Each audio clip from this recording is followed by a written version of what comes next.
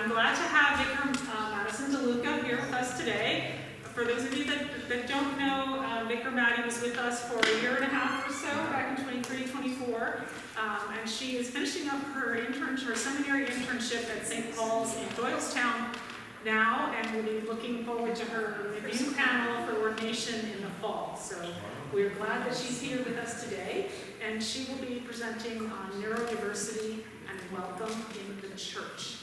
We are going to record this session today, just so you all are aware of that, and we can make it available afterwards for your review or for those that aren't able to be here.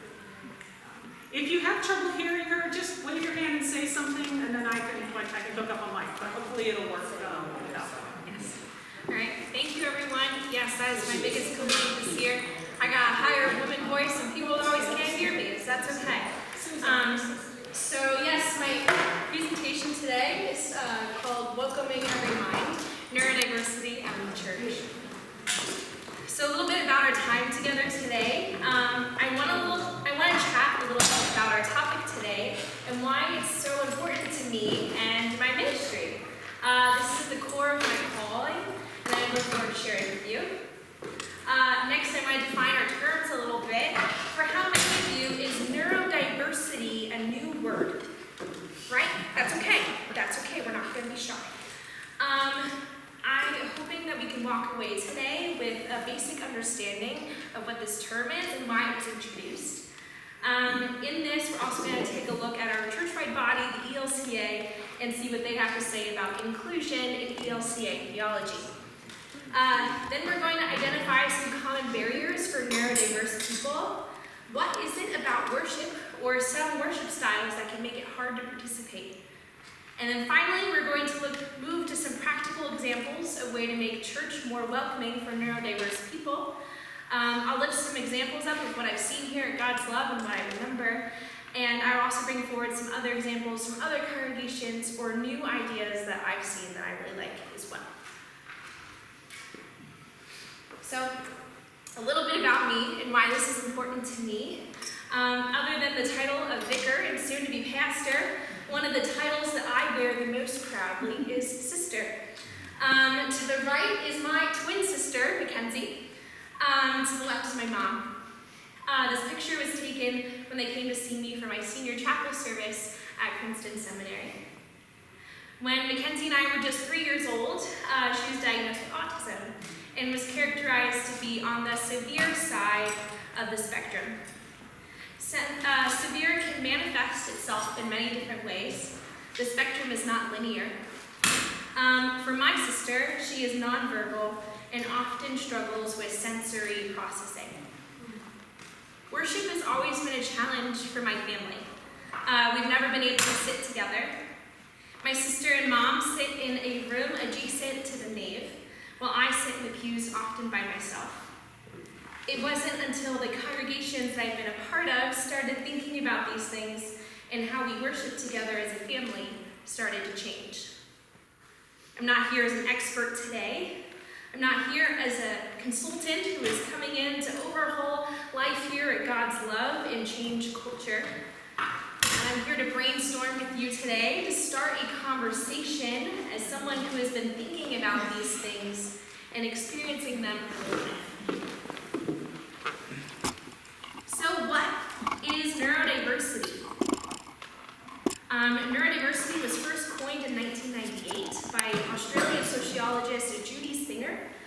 It was introduced to describe the concept that neurological differences, such as autism spectrum disorder, are not disabilities, but rather a natural variation in human brain function.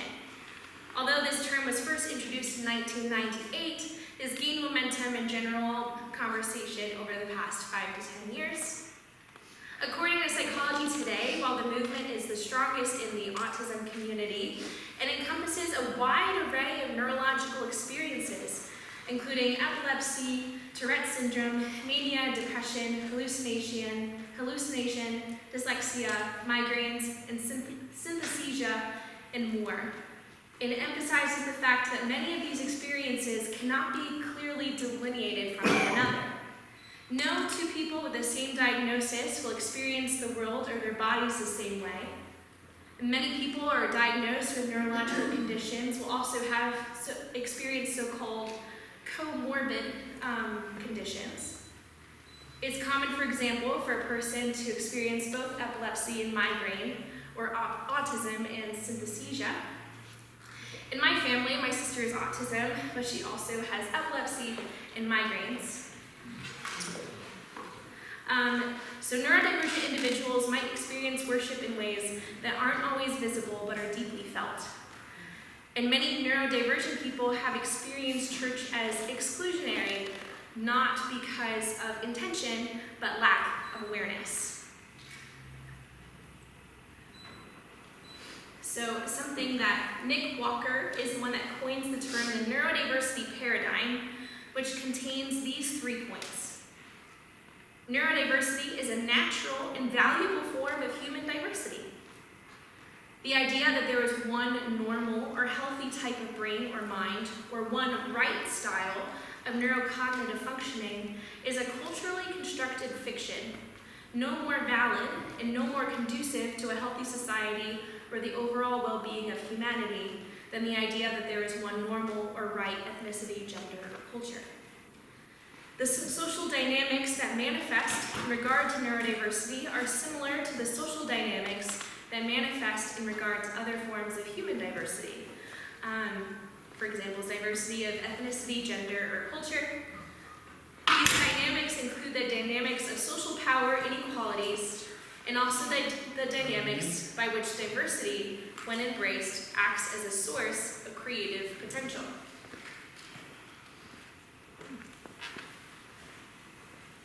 So the ELCA actually has a disability ministry page that encompasses a few resources to assist congregations in these kinds of conversations. While I think it has a large opportunity for growth and improvement, here are some of the points of the Together We Can, which I think is a great starting point for this conversation. So Together We Can. Welcome all people warmly and without hesitation. We are a church that belongs to Christ. There is a place for you here. Together we can use language that honors and respects the individual person, language that always puts the person first. We get to know the people as people, not as labels, problems, or diagnoses. Find out about a person's interests and gifts. Ask if a person needs help before offering your assistance. And encourage all people to grow in their faith and spiritual practices and to use their gifts for the good of the church. I also included to the left some of my personal own thoughts of connecting this to the left of the slide. We say this a lot at St. Paul's in Doylestown, that our worth is a divine gift, not a human achievement. Lutheran theologian Timothy Wenger points out that Luther rearranged the typical order of medieval catechisms to make clear the evangelical understanding that the good news means law and gospel, judgment and promise. Luther's rearrangement uniquely shows the connection between law and gospel. There's a big connection there. This uniquely Lutheran understanding of the gospel is an important contribution to the Christian movement. It calls out the reality of the human condition, that we are broken and have a broken creation, that we were captive to sin and cannot free ourselves, that we need a just and loving God who has no illusions about human nature and at the same time has infinite love that claims us and sets us free. With this, God is calling us to a radical hospitality. God is always present in every person, exactly as they are. That means the church isn't doing them a favor by letting them in. We are receiving them as Christ among us. Inclusion, then, isn't optional. It's a gospel imperative.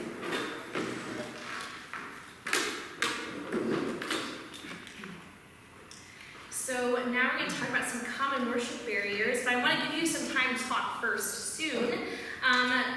Turn to a partner next to you, and the question is, have you ever felt out of place in a church? What made you feel that way?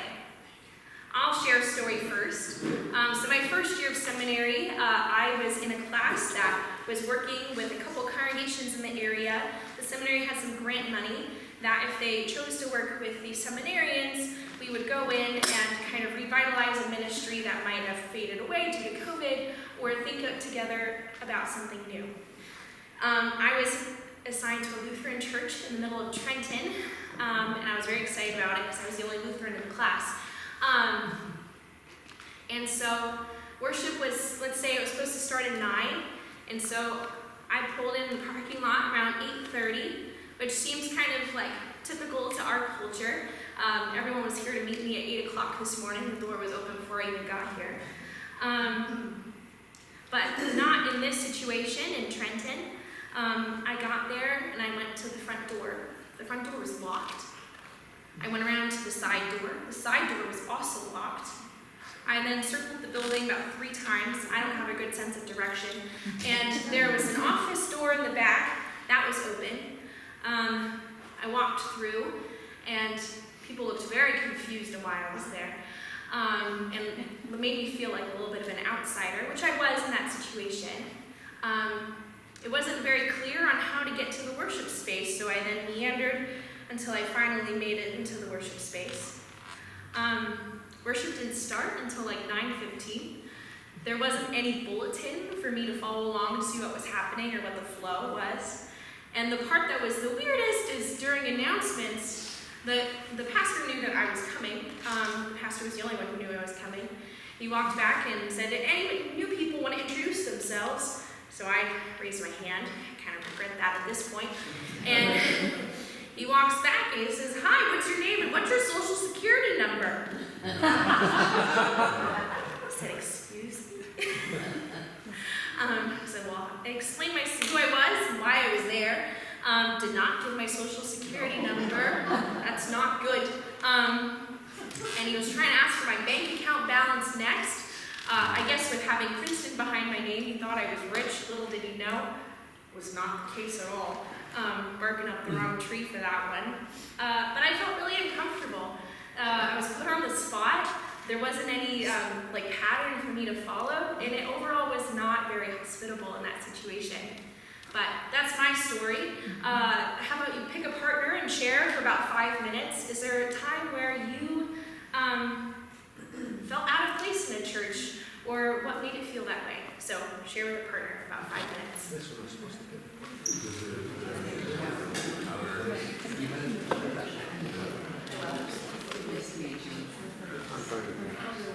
I was raised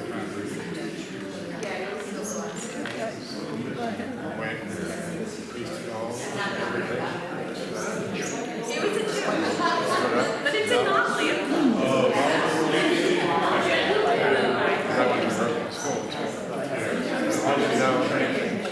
I started dating a girl not in the church in Christ, and I went in the church, everybody got the church. They were very nice, and talked to the pastor, and I ended up being confirmed in that church place. I was 16 at the time. He did it one-on-one.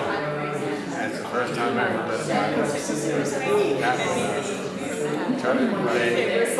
He said, "I will return the Bible, not you to leave it." It's like praying to Jesus.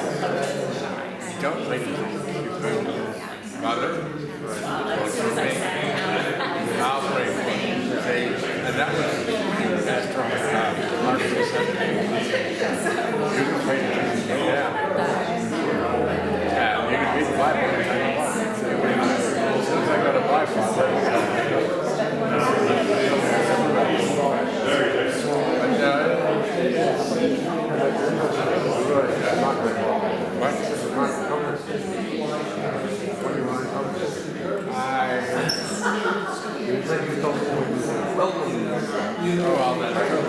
I never, all of the churches, I met farms, she was Lutherans are renegade Catholics. And I came to this election, was now Mass, and there were, they weren't, got out somewhere with to sit on council. They had all men's council, no women allowed. They didn't elect them. They had a woman for the secretary, because that's what the secretary.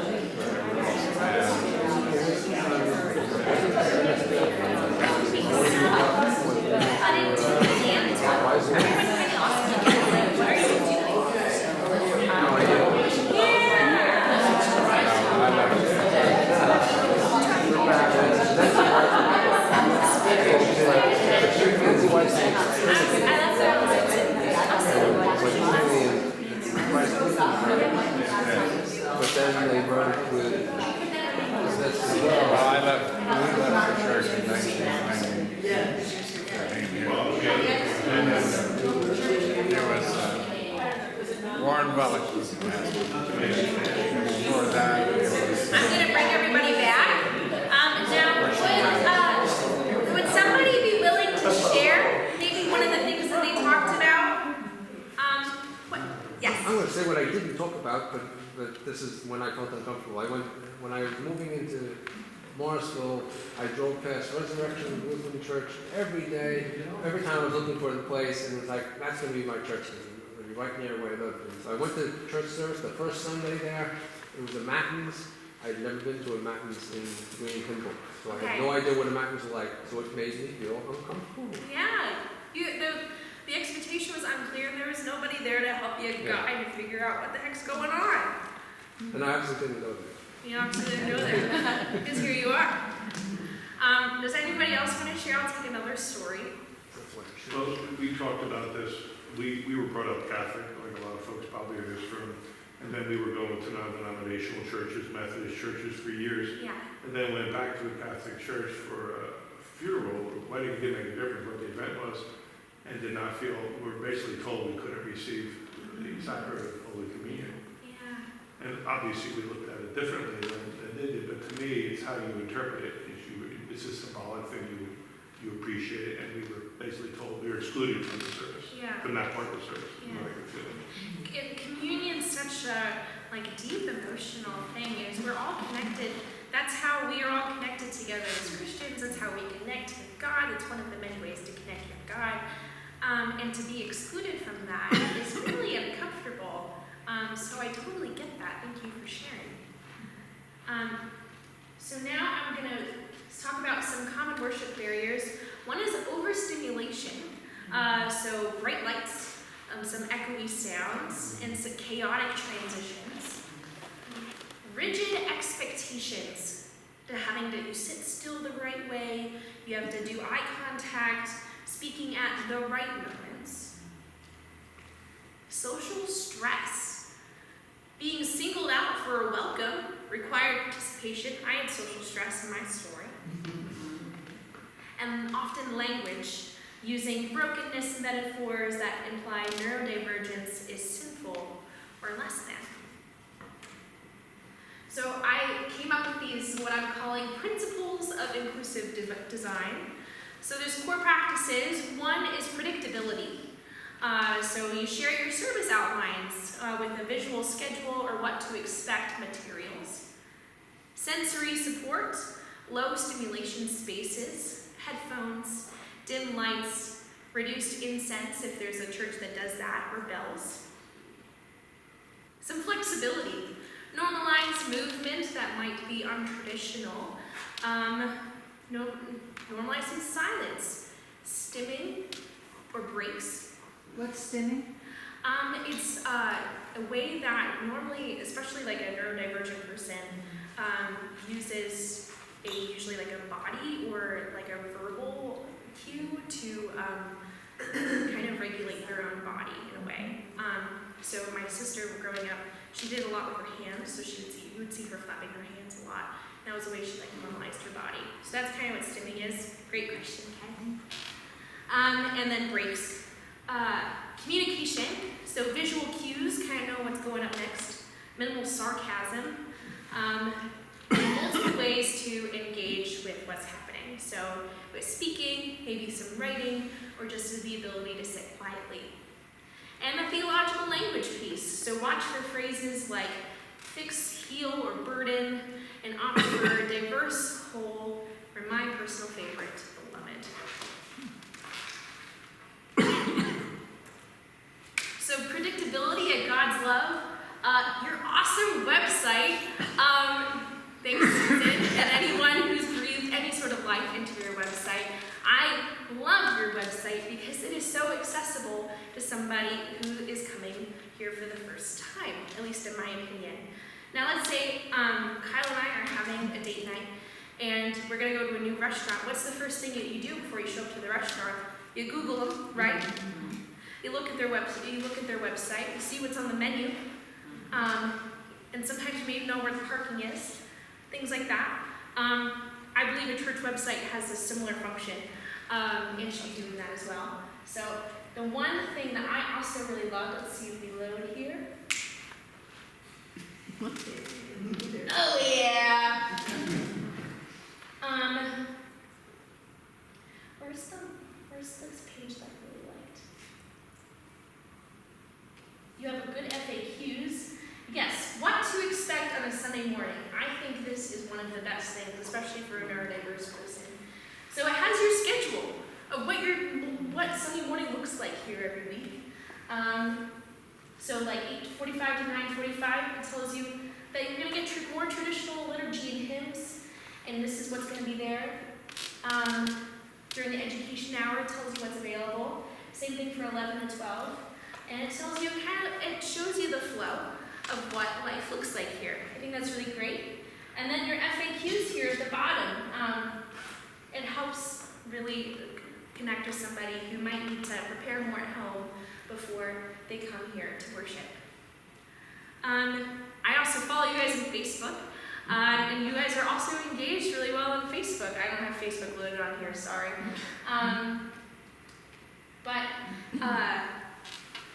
Engage, like you can check your Facebook and you can see that this congregation's engaged both with each other, but also with the world around you.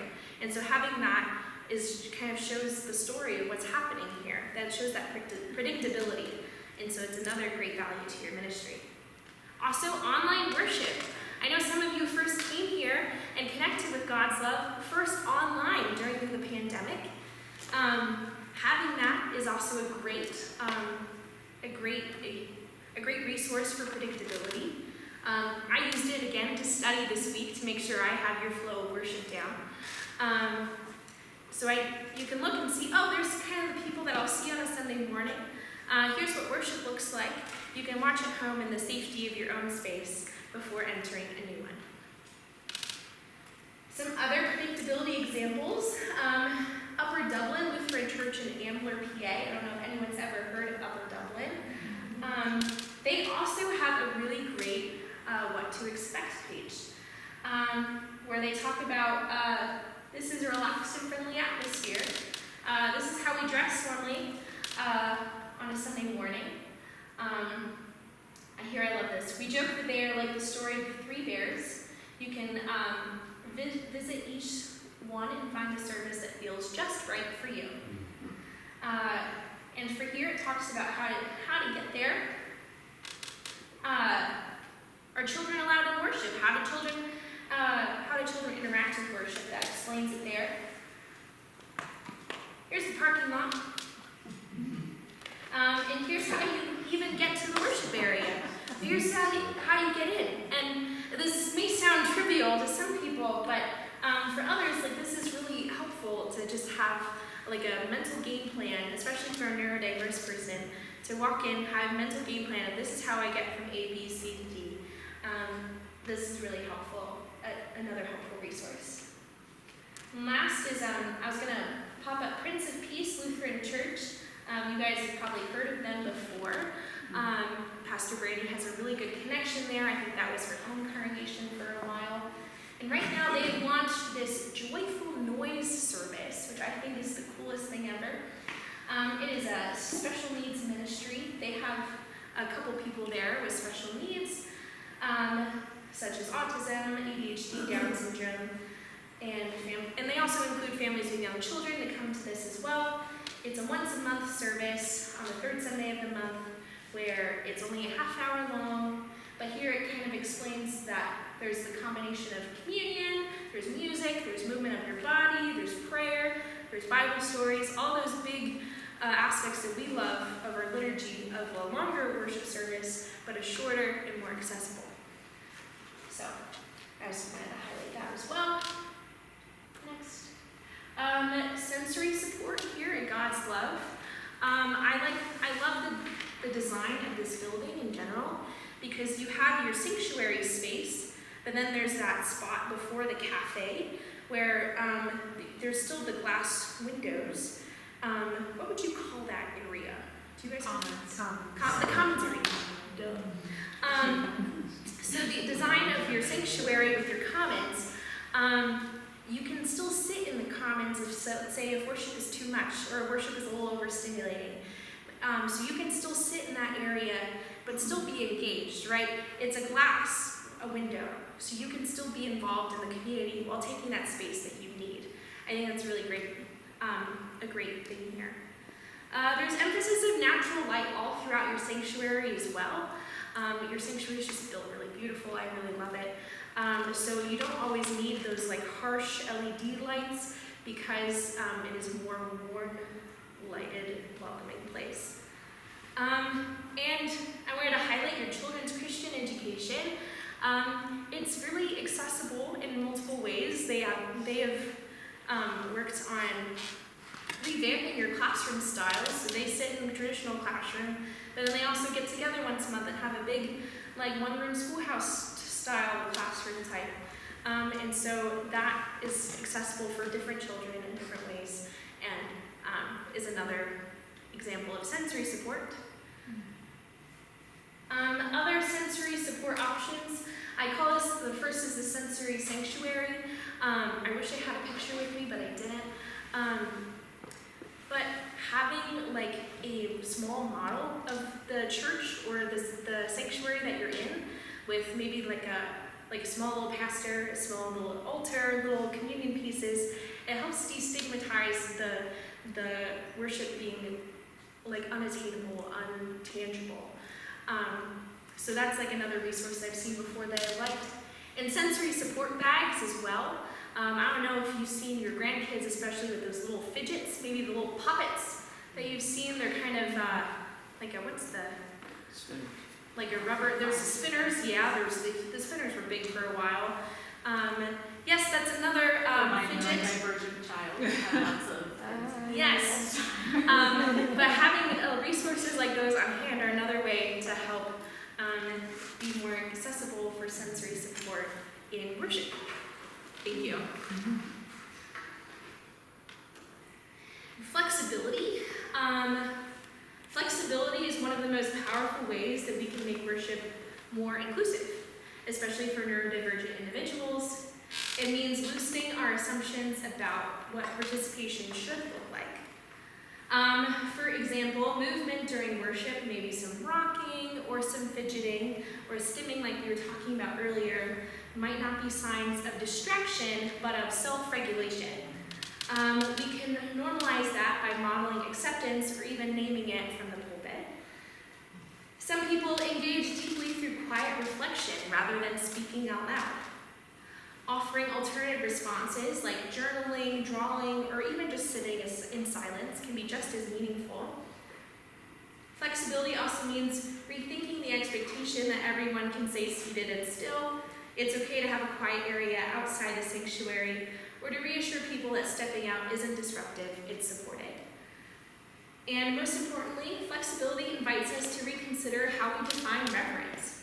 Stillness and silence may be sacred for some, but others, attentive worship looks like movement, it looks like touching textures, or gentle sounds. When we expand our view of what a faithful presence looks like, we can make room for more people to encounter God in their own way. Vicar Maddie? Yes. If you have so I'm envisioning, listening to you, like spaces within the sanctuary that maybe are designated, for example, as more quiet or more active spaces or whatever. But does that make it seem like you're setting them apart? Isolating. Yes. I mean, I realize the commons is built into the space, and it allows for extra space and quiet, less sensory stimulation, but I'm thinking maybe I've seen, like, especially for children, this is the playground, or the, like, in where little kids can move around a little bit, but does that set them apart more than include them? Or That's a really good question. And I think what is also good to know is that it is like individual experience for each person. For some people, especially neurodivergent individuals, for some that might be really helpful to know, like, okay, this is my space, this is my spot to be. Lutherans are really good at having like their own pew, and like, you don't mess with my pew, don't sit there. Like that often, that could be a space for that. But I can see how that could also be exclusive too. What partners well with this is just listening and asking the questions. So yeah, but that's a really good point. Thank you, Susan. Communication and theological language. So communication and theology shape how people experience welcome or exclusion in worship. For neurodivergent folks, especially, unclear or coded language can create confusion or anxiety. So it helps to use concrete, direct speech and avoid sarcasm, which can be easily misinterpreted. It's also vital to offer multiple ways of engaging. Some process better through visuals or written words. Providing printed versions of prayers, captions, or visual cues can be a game changer for accessibility. Theologically, we need to pay more close attention to our metaphors. Words like broken, burden, or even prayers calling for healing sometimes can unintentionally suggest that neurodivergence is a flaw to be fixed. Amy Kenny in My Body Is Not a Prayer Request challenges us to shift from pity to partnership, to see all bodies and minds as beloved and whole in their diversity. So our language should reflect that truth. We should preach and pray with words that honor giftedness, interdependence, and sacred difference. And we choose words that that affirm rather than erase. We reflect a theology of grace, where everyone is seen, named, and valued just as they are. I'd like to close with this last little quote from disabilityandfaith.org. Respecting neurodiversity means not starting with an assumption of what people want or need. Christian discipleship also always happens within a specific context. Start with the people who are present and adjust with the practices accordingly. It is more complicated than a standard way of discipleship, but it is a way that respects that different ways that God has created us. So that's the end of my presentation. Thank you. Does anyone have any questions or comments in the last, how many minutes do we have, Susan? yeah, there's still 5-10 minutes before you should probably get going, if this is accurate.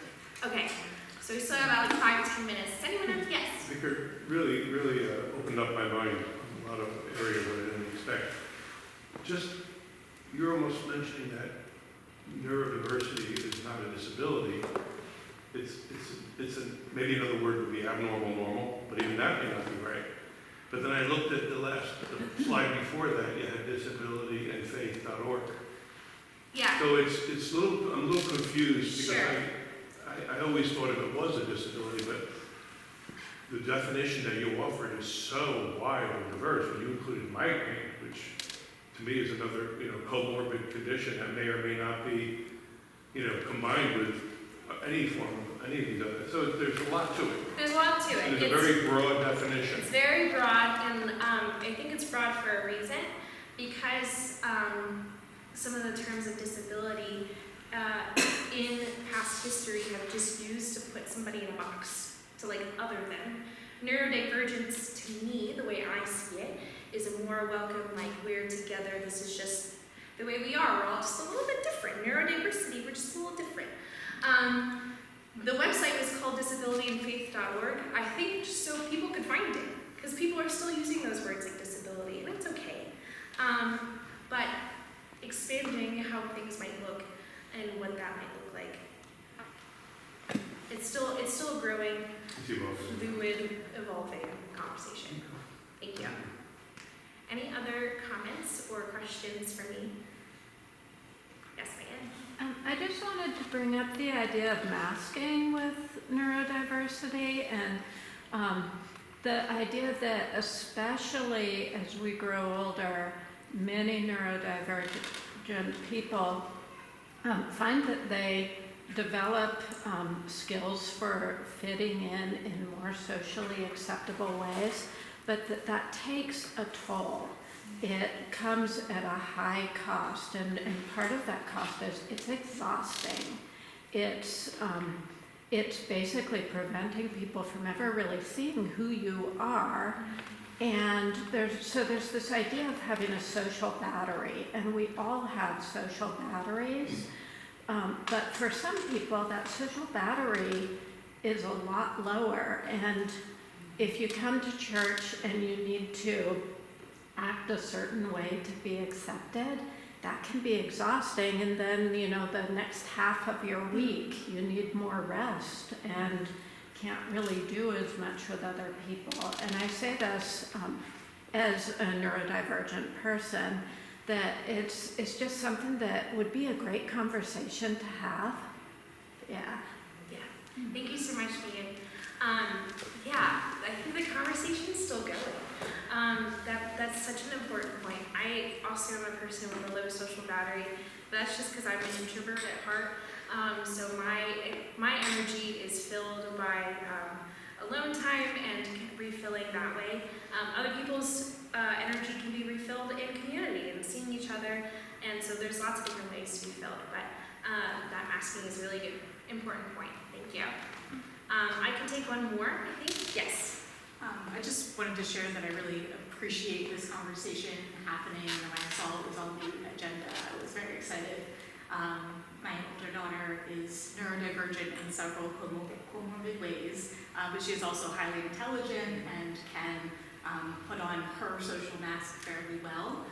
So it's not outwardly apparent the things that she struggles with. So sometimes during service, and as she's getting older and not kind of qualified as one of the little kids, she sings sometimes with this, and she gets excited by the music, and then she'll rock a bit. Or she'll need to draw or use her fidgets, and I just appreciate that the eyes are opening, that I wouldn't need to kind of worry as a parent that she's being judged for not being attentive. So just the idea that more people are understanding the differences is very helpful. She's being attentive in her own way. Yes. Okay. Well, thank you so much. I have to get ready for worship again. It is great to be here with you and to have this conversation. Again, thank you so much. Thank you.